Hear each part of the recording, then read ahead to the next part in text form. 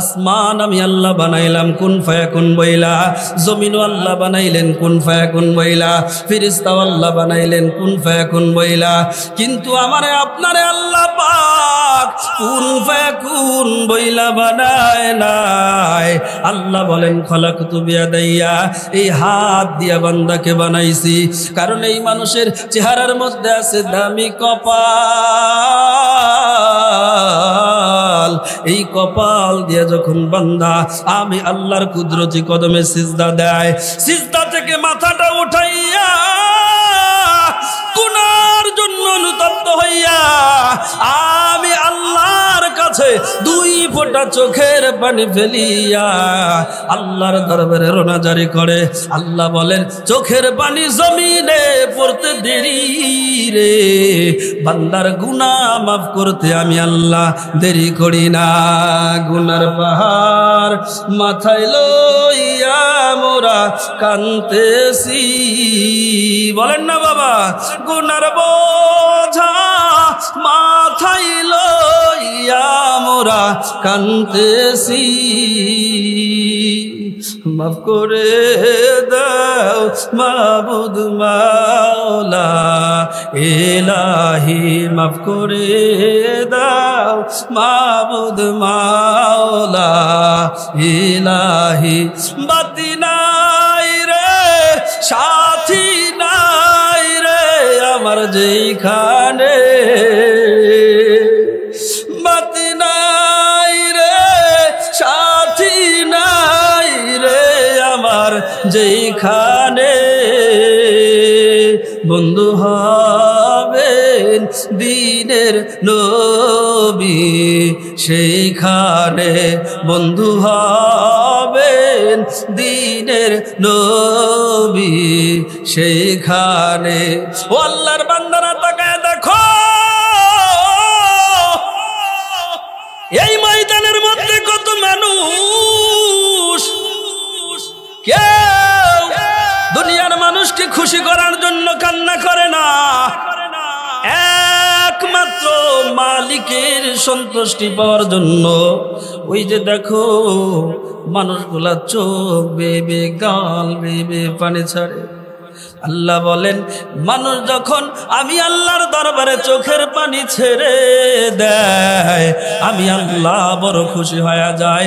আল্লাহ বলেন ফালিয়াদহাকু কলিলান ওয়া লিয়াবকু কাসীরা, বান্দা বেশি বেশি বেশি করে কান্না কর।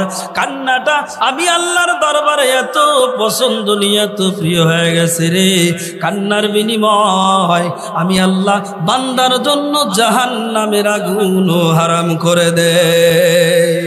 এই জন্য বাবারা গভীর রজনী যখন হয়ে যাবে, গভীর রজনী সবাই ঘুমায়া যায়, ওই সময় 2 রাকাত নামাজ আদায় করে আল্লাহর পাগল হয়ে যান, মালিকের পাগল হয়ে যান। দুনিয়ায় কেউ কারো আপন না, স্বার্থের জন্য সন্তান বাবাকে হত্যা করে, বাবা মাও সন্তানকে হত্যা করে দেয়। করোনা মহামারীর মতো রোগ দুনিয়ার জমিনে বুঝাইয়া দিল এ জমিনের মধ্যে কেউ কারো আপন না। আপন যদি দুনিয়ায় কেউ হয় তিনি হলেন আমার আল্লাহ। এই মুহূর্তে যদি দুনিয়া থেকে বিদায় নিয়ে চলে যান,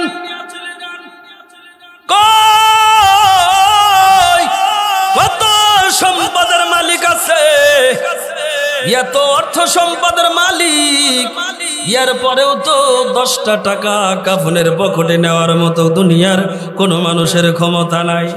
এই বাবারা, এই যুবকেরা, এই ভাইয়েরা, দিলটা নরম করিয়া দাও আর দিলে দিলে ভাবো এই মুহূর্তে যদি যদি আমি আর তুমি মারা যায়, মরণের সঙ্গে সঙ্গে আমার তোমার এই বডির মধ্যে যত যত দামি কাপড় থাকুক না কেন, যত দামি কাপড় হোক না কেন, এই কাপড়গুলা শেষ পর্যন্ত খুলে দিবে। গেঞ্জিটাও পর্যন্ত আমার তোমার শরীরের মধ্যে রাখবে না, বেলেট দিয়া গেঞ্জিটাও কেটে দিবে। গেঞ্জিটা কাটার পর বড়ই পাতার গরম পানি দিয়া গোসল করায়া মসজিদের খাটে করে নিয়া গোরস্থানের দিকে নিয়ে যায়, ময়দানের মধ্যে জানাজার নামাজটা পড়ায় দেয়। শেষ বিদায় গোরস্থানে দিয়া আপনজনেরা যার যার মতো দুনিয়ার বুকে চলে যায়, আপনজনেরা যার যার বাড়িতে চলে যায়। ও আল্লাহর বান্দারা, মনে মনে ভাবে এই মুহূর্তে যদি আমি আপনি মারা যাই, কি এমন নেকি নিয়া কবরে গেলাম, কি এমন আমল আজকে সারা দিনের ভিতরে, ও আল্লাহর বান্দারা, এমন কি আমল করলেন যে আমল নিয়া আমার আল্লাহর দরবারে হাজিরা দিবেন। আল্লাহকে বলবেন, আল্লাহ আজকের দিনের এই আমলটা একটু বড় ধরনের আমল করেছে, এমন কোন আমল তো আমার নাই।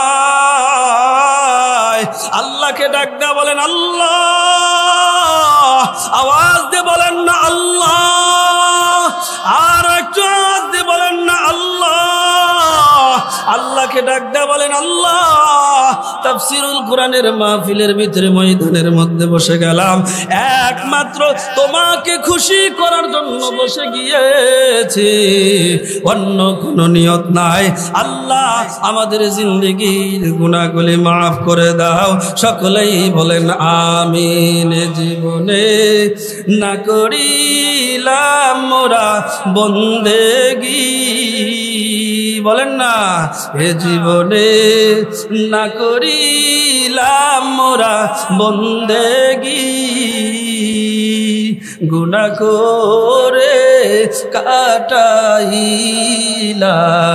জিন্দেগি, গুনাহ করে কাটাইলাম জিন্দেগি। তওবা করে আবার তওবা ভাঙিলাম।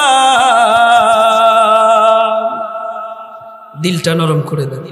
জীবনে বহুবার তওবা করেছেন, অনেক অনেক অনেকবার তওবা করেছেন, আবার সেই গুনাহে শামিল হয়েছেন। প্রতিদিন তো আমরা তওবা করে নেই, প্রতিদিন তো আল্লাহর কাছে বলি আল্লাহ, হয় না, আবার গুনাহের মধ্যে শামিল হয়ে যায়, ঠিক না? দিলটা নরম করে দেন। আর মনে মনে ভাবেন কে জীবনে কত গুনাহ করেছেন, কেউ না জানলে আপনি তো জানেন, ঠিক না? তওবা করে আবার তওবা ভাঙিলাম, অবশেষে খাঁটি তওবা করিলাম, অবশেষে খাঁটি তওবা করিলাম।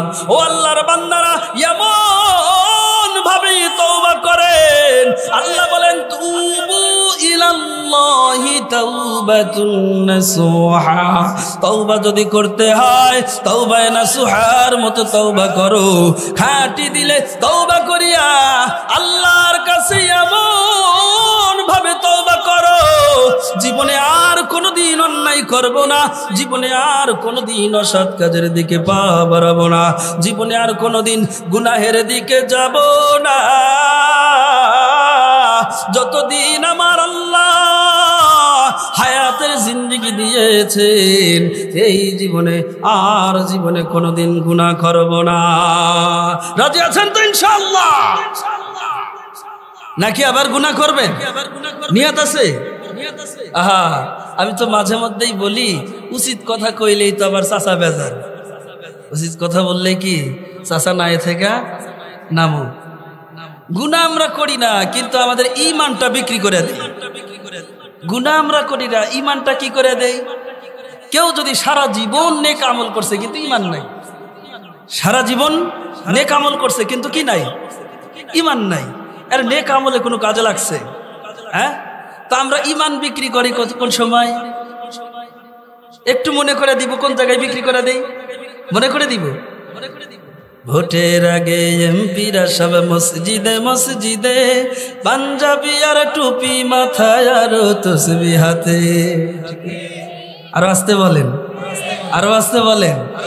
ভোটের আগে এমপিরা সব মসজিদে মসজিদে, পাঞ্জাবি আর টুপি মাথায় আর তসবিহ হাতে।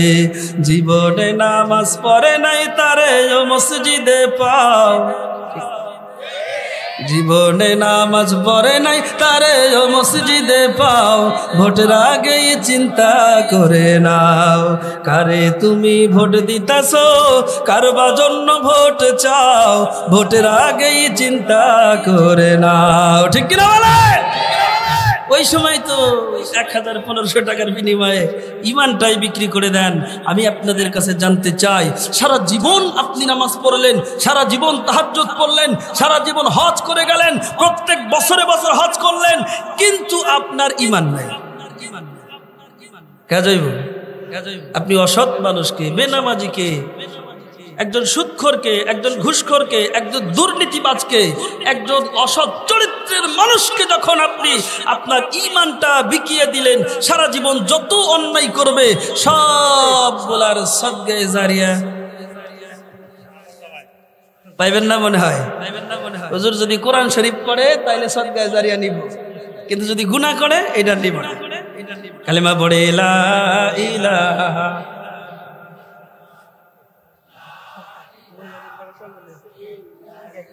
আচ্ছা, আমার মা বোনদের জায়গার খুবই সংকট হয়ে গেছে।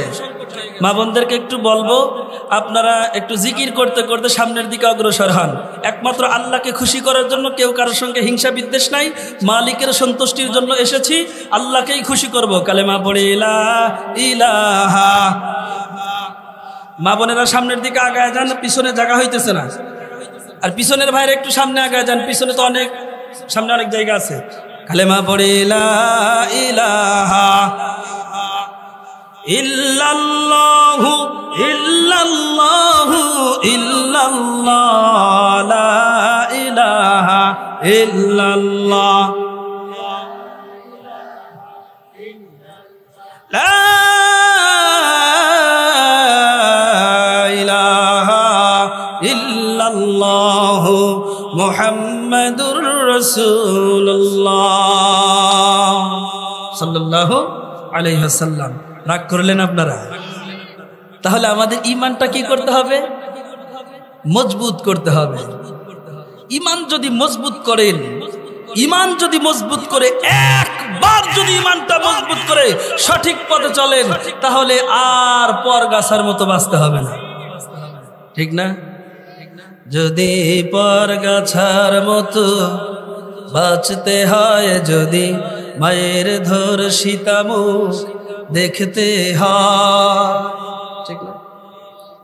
যদি পরগাছার মতো বাঁচতে হয়, যদি বোনের ধর্ষিতা মুখ দেখতে হয়, তবে এমন জীবন দিয়ে লাভটা কি তুমি? সে কথা কখনো ভেবেছ কি তুমি? সে কথা কখনো ভেবেছ কি? যদি সন্ত্রাস দমানো নাই বাজায়, যদি না খায় মানুষ এখনো ঘুমায়, ঠিক কিনা বলেন? যদি সন্ত্রাস দমানো নাই বাজায়, যদি না খায় মানুষ এখনো ঘুমায়, তবে সরকার নামের ওই পুতুলটাকে বলো বারবার পাল্টিয়ে লাভটা কি তুমি? সে কথা কখনো ভেবেছ কি তুমি? সে কথা কখনো ভেবেছ কি? কখনো ভাবছেন? কখনো ভাবছেন? আল্লাহ তাআলা আমাদের সহি বুঝ দান করেন, বলেন আমিন। বলতেছিলাম, কয় শ্রেণীর মানুষ আল্লাহওয়ালা হওয়া সহজ? কয় শ্রেণীর মনে আছে আপনাদের? আলহামদুলিল্লাহ। কয় নাম্বার গেল? 2 নাম্বার গেল। 2 নাম্বার। প্রথম নাম্বার যৌবন কালের যুবক। যৌবন কালের যুবক। এই যুবকেরা কারা আছে একটু হাতটা তুলে দেখাও। আমিও তোমাদের মতো যুবক, আমার বয়সও তোমাদের মতোই।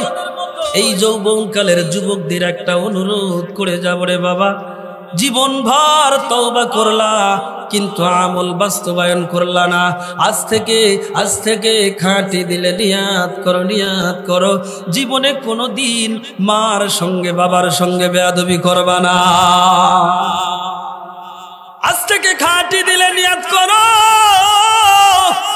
এই ময়দান থেকে বাসায় যাইতে দেরি যারা বাবার সঙ্গে বেয়াদবি করছো আর জীবনে বাবার সঙ্গে বেয়াদবি করবা না। মায়ের সঙ্গে বেয়াদবি করছো জীবনে আর কোনোদিন মার সঙ্গে বেয়াদবি করবা না।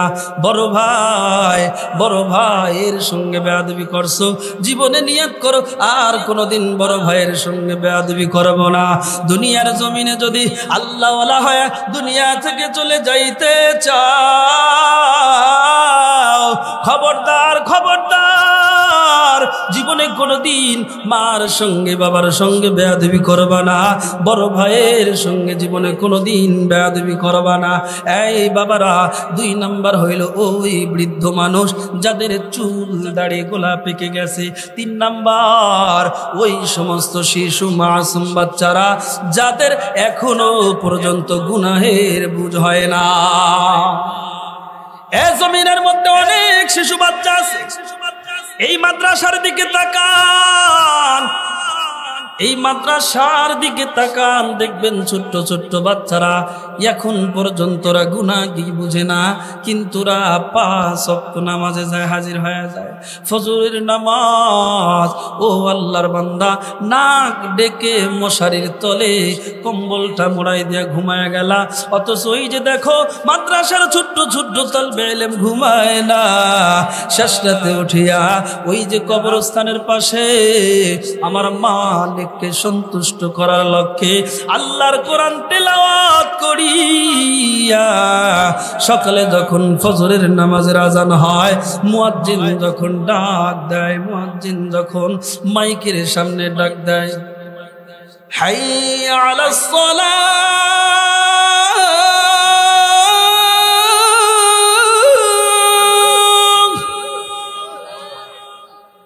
আরেকটু আসতে বলেন, হাইয়া আলাস সালাহ,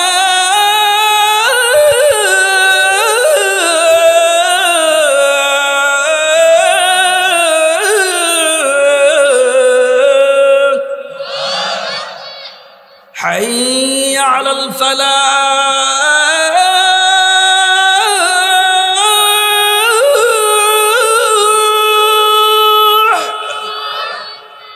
حي على الفلاح।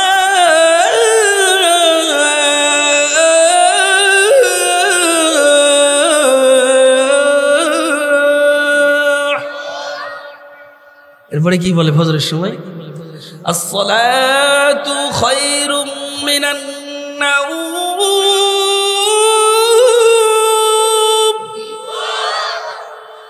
আসসালাতু খায়রুম মিনান নাওম।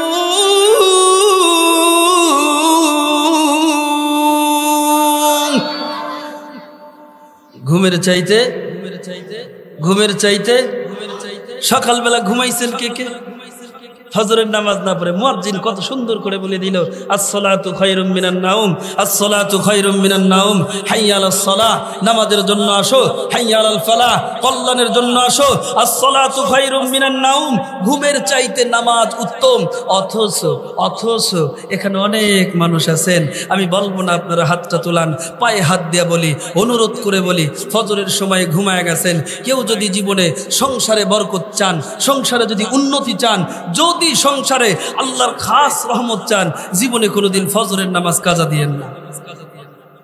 আগে বলেন, নামাজি হবেন না ইমানদার হবেন? ইমানদার হইতে হবে, নামাজিও হইতে হবে, তবে ইমানদার নামাজি হইবেন। কি হবেন? ইনশাআল্লাহ ফজরের নামাজ জামাতে সবসময় পড়বেন তো ইনশাআল্লাহ। আল্লাহর বান্দারা, 3 নাম্বার ওই যে ছোট্ট ছোট্ট বাচ্চারা মাদ্রাসার তালবে ইলম বেগুনাহ মাসুম, যারা এখন পর্যন্ত গুনাহ কি বুঝে না, গুনাহ কি জানে না, ওই ছোট্ট ছোট্ট বাচ্চারাও পর্যন্ত মালিকের দরবারে চোখের পানি ছেড়ে দিয়ে সকালবেলা কান্না করে আর ডাক দে বলে, আল্লাহ এই কবরস্থানে যত মাইয়াত ঘুমায়া আছে কবরগুলা জান্নাতের বাগান বানায়া দেয়। দোয়া করে কি করে না? এই বাবারা, 3 নম্বরে বললাম 1, 2, 3 মধ্যে কি আমি আপনি শামিল হইতে চাই? শামিল হইতে চাইলে এতদিন পর্যন্ত যত গুনাহ করেছেন খাঁটি দিলে তওবা করেন, আল্লাহ জীবনে আর কোনোদিন অন্যায় করব না, জীবনে আর কোনোদিন গুনাহ করব না। কবিরা তো দূরের কথা, সগীরা গুনাহ পর্যন্ত করব না। গোপনে জানা অজানা শিরকি বিদআতি সগীরা কবিরা কত গুনাহ করলাম। আল্লাহর বান্দারা খাঁটি দিলে যদি তওবা করতে পারেন, তওবা করতে দেরি আমার আল্লাহ মাফ করতে দেরি করবে না। গরম সাহাবী হযরত উমর রাস্তা দিয়া যায়, দেখে একজন যুবক কান্না করতেছে, হাউমাউ করে কান্না করে। গরম সাহাবী হযরত উমর দেখতে পায় এক যুবক কান্নাকাটি করতেছে, হাউমাউ করে কান্নাকাটি করে। হযরত উমর গিয়ে ডাক দে বলেন, যুবক কি জন্য কান্না করো রে? কি ব্যথা তোমার মনে? কি কষ্ট নিয়া তুমি কান্নাকাটি করো? যুবক কোনো কথা বলে না। হযরত উমর বলেন, এই যুবক আবারও বলি, কি এমন দুঃখ, কি এমন ব্যথা? আমি উমরের কাছে বলো কি জন্য কান্না করো রে? যুবক কোনো কথা বলে না। হযরত উমর তো গরম সাহাবী না নরম সাহাবী, মেজাজটা গরম হয়ে গেছে। এই যুবক কতবার করে বললাম একটা চটকানা মেরে দিমু। হযরত উমর কেমন গরম। হযরত উমর যেই রাস্তা দিয়ে হেঁটে যায় 40 দিন পর্যন্ত শয়তান রাস্তা দিয়ে হাঁটার সাহস পায় না। ওই গরম সাহাবী বলেন, আমি ওই যুবকের দিকে তাকাইলাম, বারবার তাকাইয়া দেখলাম যুবক শুধু কান্না করে, কিছু বলে না, হাউমাউ করে কান্না করে। যদিও আমি তার প্রতি রাগান্বিত হয়ে যায়, যদিও আমি তার প্রতি মন খারাপ করি, কিন্তু আমি তাকায়া দেখলাম রে ওই যুবকের কান্নার পরিমাণটা এত বেশি ছিল, কান্নার পরিমাণটা এত বেশি। যুবকের কান্না দেখিয়া আমার চোখ দিয়া পানি বের হয়ে গেছে, আমিও কান্না করে ফেললাম। আমি ডাকদা বললাম, যুবক তোমার কি মা মারা গেছে নাকি তোমার বাবা দুনিয়া থেকে বিদায় নিয়ে চলে গেছে? কি এমন ব্যথা নিয়ে কান্না করো রে বাবা? এই ময়দানের মধ্যে কত মুরব্বীকে দেখলাম বয়ান শুনতেছে আর চোখ দিয়ে পানি পড়ে। কারণ কি? এই জায়গায় একটা জিনিস চিন্তা করে, আমার মালিকের দরবারে কি নিয়ে চলে যাব রে বাবা? কি এমন আমল করব মালিকের দরবারে নিয়ে গেলাম, কি এমন আমল নিয়ে গেলাম যদি আমার গুনাহের হিসাব হয় আমার তো জাহান্নাম ছাড়া কোনো উপায় নাই। এই কথা ভাবিয়া কান্না করে। কথা বলেন ঠিক কিনা? ওই যুবক কান্না করে। হযরত ওমর ডাক দিয়া বলেন, যুবক কি এমন ব্যথা, কি এমন কষ্ট রে? বারবার কেন কান্না করো? কিছুই তো বলো না। যুবক ডাক দিয়া বলেন, ও ওমর তোমার কাছে আমি বলবো না, যদি বলতে হয় আল্লাহর পয়গম্বর রহমতের নবীর কাছে গিয়া বলবো। নবী বাদশা দু জাহান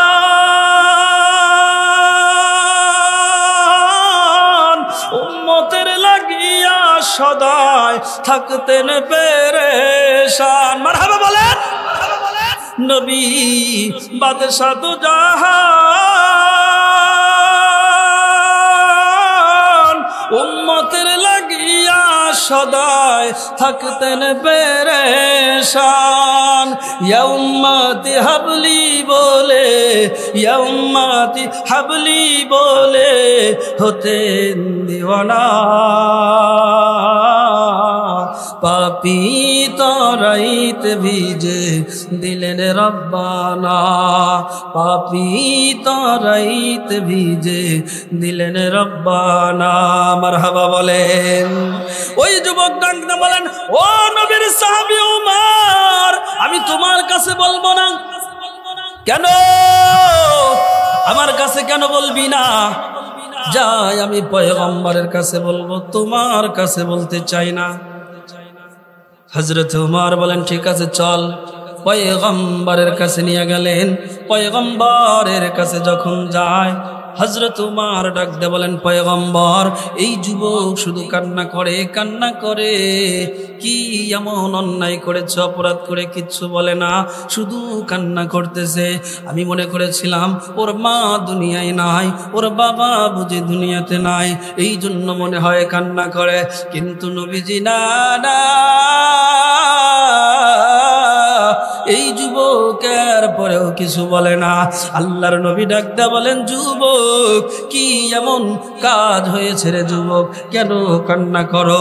কি মনে ব্যথা, কি মনে কষ্ট রে?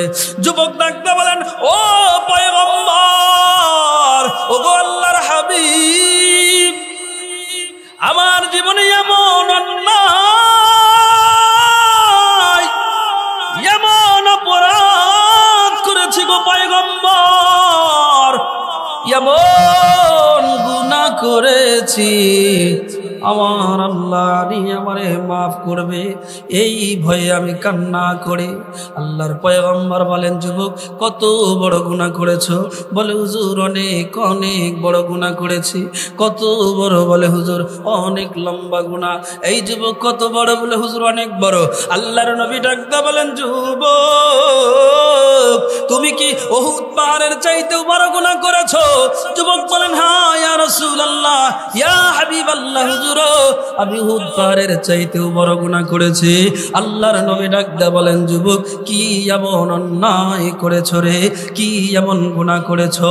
এই যুবক আমার কাছে বলিয়া দে। যুবক ডাকতে বলেন, পয়গম্বর আমি দরিদ্র মানুষ, কষ্ট করি, কিন্তু আমার তেমন কোনো ইনকামের পথ, তেমন ভালো পথ ছিল না, ভালো কোনো ইনকামের সুযোগ আমার নাই। আমি দরিদ্র মানুষ, সংসার চালাইতে গিয়া এমন একটা পথ বেছে নিলাম গো পয়গম্বর, যেই পথটার মতো জঘন্য পথ আর জমিনের মধ্যে নাই, যেই পথটার মতো দুনিয়ার জমিনে জঘন্যতম পথ আর নাই। আল্লাহর নবী বলেন, যুবক কোন পথটা বেছে নিয়েছো?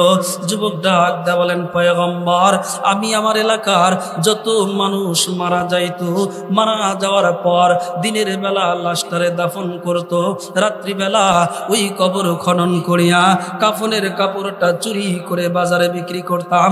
বাজার থেকে বিক্রি করে যা কিছু আয় হইতো ওইটা দিয়ে আমি সংসার চালাইতাম। কিন্তু পয়গম্বর এতটুকুই করি আমি ক্ষান্ত হইলাম না। ও গো রহমতের নবী, আমার এলাকার মধ্যে একজন সুন্দরী যুবতী দুনিয়া থেকে বিদায় নিয়ে চলে গেছে। মেয়েটা মরণের পর তাকে যখন কবরস্থ করা হইল, তাকে যখন দাফন করা হইল, ও গো আল্লাহর নবীজি ওই মেয়েটাকে যখন দাফন করিয়া সবাই চলিয়া যায়, আমি রাত্রিবেলা ওই কবরটা আস্তে আস্তে করে খনন করলাম। খননের পর ওই কবরটার ভিতর থেকে যুবতীর দেহ থেকে যখন আমি কাপড়টা সরাই নিলাম, উলঙ্গ করিয়া নিলাম, হঠাৎ করে যুবতীর চেহারা দেখে আমার মনের মধ্যে কুমন্ত্রণা ঢুকে গেল। জেনাহের দিকে, জেনার দিকে আমি আবদ্ধ হয়ে গেলাম, আকৃষ্ট হয়ে গেলাম। ওই মহিলার চেহারাটা এত সুন্দর, চেহারা দেখে আমি যৌবনের তাড়নায় পড়িয়া এক পর্যায়ে ওই মহিলার সঙ্গে জেনা ব্যভিচারে লিপ্ত হয়ে গেলাম, গুনাহের দিকে লিপ্ত হয়ে গেলাম। এ পয়গম্বর শুধু গুনাহের দিকে লিপ্তই হইলাম না গো পয়গম্বর, এক পর্যায়ে যখন জেনা থেকে ফারিগ হয়ে আমি ওই জায়গা থেকে চলে আসতেছিলাম, হঠাৎ করে নবী গো